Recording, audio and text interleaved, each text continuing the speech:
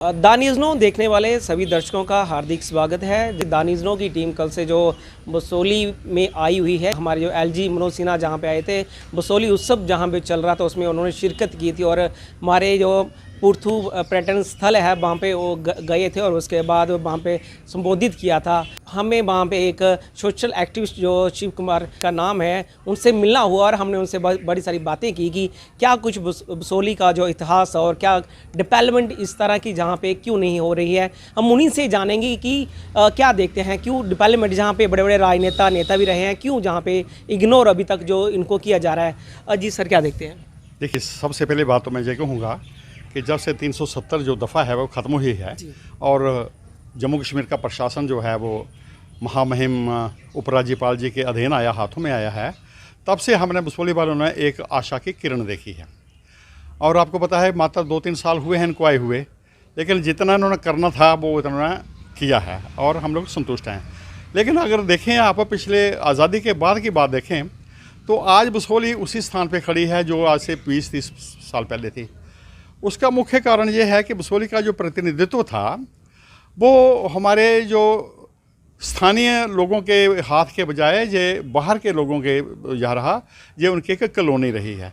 यहाँ आकर कॉलोनी पे उन्होंने काम किया, जहाँ एक्सप्लॉइट किया लोगों को, शोषण हुआ और उसके बाद वो सत्ता के उच्च गलियारे पर तक चले गए और हमारे बसोली की जो डेवलपमेंट है जस की तस रही।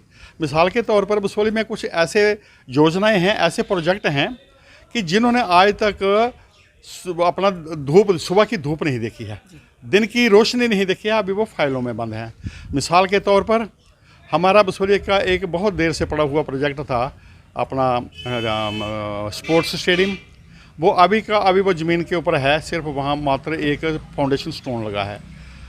हमारा वाटर टूरिज़्म जो कि श्रीनगर के साथ वो सैंक्शन हुआ था, श्रीनगर में उन्होंने अंतर्राष्ट्रीय खेलें भी वहाँ कराई हैं, स्पर्धाएं भी कराई हैं, वो बिल्कुल अपनी फुल ताकत में काम कर रहा है। लेकिन बसोली वाले ना अभी यहाँ काम जो है वो अधूरा पड़ा हुआ है। पता नहीं क्यों ये बात है। बसोली में जितने प्रोजेक्ट आए हैं वो सारे के सारे या तो वो बस्ते में, ठंडे बस्ते में पड़े हैं, या फिर उनको जो इन्फ्लुएंशियल जो लोग होते हैं, इन्फ्लुएंशियल जो नेता, जो ताकतवर शक्तिशाली नेता हैं, चाहे केंद्र में है, चाहे बसोली में है, चाहे जम्मू कश्मीर में हो, उन्होंने कोशिश किया या तो इनको ख़त्म करने की या फिर उन्होंने उनको अगवा किया हुआ है, हाईजैक किया हुआ है। मैं काफ़ी ऐसे चीज़ें हैं जिनका मैं नाम लेना चाहूँगा जहाँ केंद्रीय विद्यालय की मांग थी, जहाँ पर्यटन को बढ़ावा देने की बात थी। गवर्नमेंट तो महामहिम तो कर रहे हैं, लेकिन ज़मीनी सतह पर, ग्राउंड लेवल के ऊपर कुछ नहीं है। सिर्फ वो खाली पुरथू है, वहाँ एक पैसा भी आज तक गवर्नमेंट ने खर्च नहीं किया। जहाँ अटल सेतु के ऊपर लोग दूर दूर से आते हैं देखने के लिए, वो बेचारे बिल्कुल चिल्लाती धूप में और ठिठुरती ठंड में आकर अपने बेचारे सेल्फी और वो लेते हैं। वो कहते हैं बहुत सुंदर जगह है, लेकिन उस सुंदरता का क्या कहना है जिस सुंदरता को निहारने के लिए कोई प्रोग्राम ना हो, जहां उनको एंटरटेन करने के लिए डिपार्टमेंट की तरफ से कोई व्यक्ति नहीं है, ना कि उनको एक खाली पानी की बोतल भी उनको नहीं दी जाती। अपने नाश्ते की बात तो दूर रही, चाय की बात तो दूर ही, वो बेचारे आते हैं। और जहाँ एक बड़ी मज़े की बात है, एक नया पर्यटन शुरू हुआ है जिसको कहते हैं प्री वेडिंग। तो जो नववधू और वो होते हैं वर और वधू, उनका शादी से पहले जहाँ प्री वेडिंग बनती है, एक पुल के ऊपर 6-6, 7-7 टीमें काम करती हैं।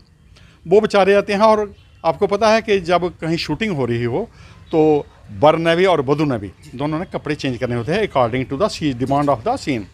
तो बेचारों को वहाँ कपड़े चेंज करने के लिए भी कोई कमरा नहीं है। वो स्थानीय लोगों को घर में जाते हैं और अपने ड्रेस को चेंज करके आते हैं, उन्हीं के घरों में पानी पीते हैं। तो मेरा कहने का मतलब है कि सिर्फ टूरिज़्म है, लेकिन हमें कहीं दिखाई नहीं देता। हमारे बच्चे बेकार पड़े हुए हैं, हमारे होटल नहीं हैं। अभी जहाँ कोई बड़ा वीआईपी आ जाए उसको ठहरने के लिए जहाँ कोई स्थान नहीं है, तो आप अंदाज़ा लगाइए कि ऐसे टूरिज़्म का क्या फ़ायदा जिससे लोगों को पेट भर भोजन ना मिले, जिनको रोज़गार ना मिले। इसी तरह से हमारे बच्चों का पलायन हो रहा है। वो पास वाले जम्मू कश्मीर के साथ लगने हुए हिमाचल की मंडियां हैं, पंजाब की मंडियां हैं, हरियाणा की मंडियां हैं, दिल्ली में मंडियां हैं, हज़ारों की संख्या में बच्चे जो हैं वो पलायन करके जाते हैं और 2 टाइम की रोज़ी रोटी कमा के आते हैं। जहाँ कोई इंडस्ट्री नहीं है, जहाँ कोई इंडस्ट्रियल स्टेट नहीं है, जहाँ कमाई का कोई साधन नहीं है।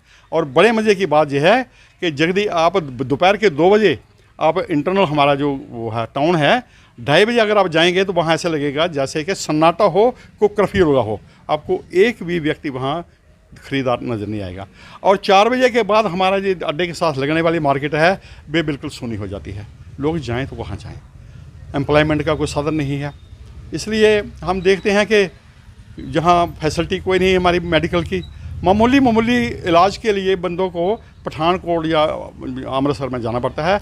और पता है आपको, अगर पैर की मोच भी निकलवानी हो तो पठानकोट में या पंजाब के वहाँ जाकर उनको लाखों रुपए देना पड़ते हैं। जहाँ एक अगर सुई का कांटा भी चुभाया हो तो आपके अस्पताल में कोई इलाज नहीं है।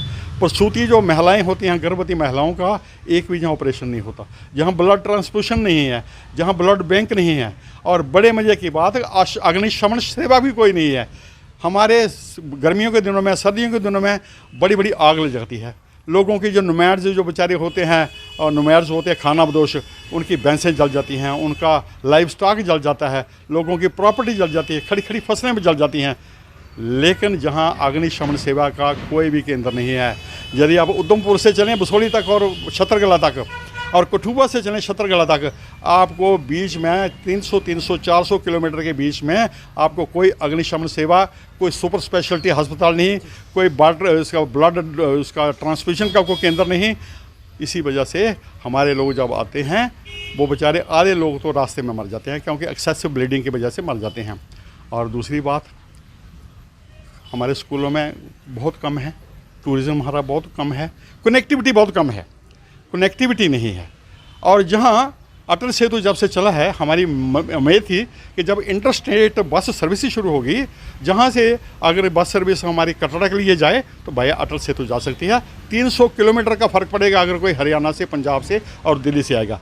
लेकिन जहाँ से नहीं जाती, जहाँ से भद्रवाह के लिए जा सकती है, जहाँ टूर ऑपरेटर्स काम कर सकते हैं, जहाँ जगह जगह अगर हट्स बने हों तो लोगों को जो टूरिस्ट आते हैं, क्योंकि हमारे टूरिस्ट की बहुत पोटेंशियल है हमारे बसोली में, जहाँ हर प्रकार का है। रिलीजियस टूरिज़्म है, जहाँ हेरिटेज टूरिज़्म है, जहाँ वाटर टूरिज़्म है, जहाँ नेचुरल टूरिज़्म है, जहाँ एडवेंचरस टूरिज़्म है। कौन सा टूरिज़्म नहीं है? इको टूरिज़्म है। लेकिन बात जो है कि वही बसोली की बात है कि हमारा प्रतिनिधित्व ना तो हमारा जम्मू कश्मीर में है और ना हमारा केंद्र में है। हम लोग अपने भाग्य पर और भगवान की कृपा पे हम लोग जी रहे हैं। हमारा यही है कि एकमात्र इसका एक हल है। अगर बसोली जो कि 1847 से जहाँ 150 साल हो गया है उसको, अगर आप जहाँ जाएँ तहसील की जो बिल्डिंग है वहाँ का एक फ़ोटो लें, वहाँ लिखा है कि बसोली कब तहसील बनी थी। वो आप जाते जाते एक कैप्शन ले लेना। तब से लेकर आज तक बसोली से 6 तहसीलें निकल चुकी हैं और 4 सब डिवीज़न बन चुके हैं। लेकिन बसोली आज भी 6 तहसीलों की माँ और 4 सब डिवीज़नों की माँ जो है, आज भी वो तहसील की तहसील ही है। अगर यहाँ तहसील बन जाए तो बहुत से विभाग खुलेंगे, बहुत से काम खुलेंगे, लोगों को काम मिलेगा, यहाँ के लोगों में कोई एक किरण जागेगी। तो मैं यही कहूँगा कि जो जितना हमारे स्थानीय लोग कर सकते हैं बेचारे वो कर रहे हैं। उनका इतना बुरा हाल है, हमारी मंडियाँ, हमारे बाज़ार बिल्कुल खाली पड़े हुए हैं। हम कहें तो किसको कहें। मैंने एज ए सोशल एक्टिविस्ट होने के नाते LG साहब से का और मैं अपना PM ऑफिस में अमूमन मैं पिटीशन दायर करता रहता हूँ कि हमें बचाओ, हमारा जो पोटेंशियल है उसका कोई काम लो, उसको विकसित करो, लोगों को रोज़गार दो। ये हमारा इलाका बहुत इंटेलेक्चुअल इलाका है, जहाँ बहुत ज़हीन लोग रहते हैं। पहले देखने में आता था कि हर कोई कहता था कि कश्मीर को तवज्जो दी जाती है, जम्मू वालों को दिकनार किया जाता है। तो अब भी जो है क्यों जम्मू वाले, हम भी जम्मू में ही रहते हैं, अभी क्यों दिकनार किया जाता है? बात जो है सर, आपने मेरे मुंह की बात छीनी। पहले हम चिल्लाते थे कि कश्मीर केंद्रित गवर्नमेंट है तो जम्मू से वितकरा होता है। अब ये जम्मू केंद्रित सरकार है तो बसोली से वितकरा होता है। ये तो वितकरा जो है, ये जो डिस्क्रिमिनेशन है, ये चलती रहती है।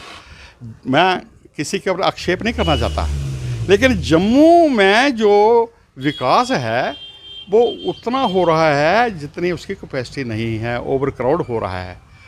मैं यह एक बात करना चाहूँगा कि यदि आप कठुआ से चलें अखनूर तक, आपको सारे के सारे जो प्रेस्टिजियस सेंट्रल इंस्टीट्यूट्स हैं वो आपको 60 किलोमीटर के एरिया में मिलेंगे।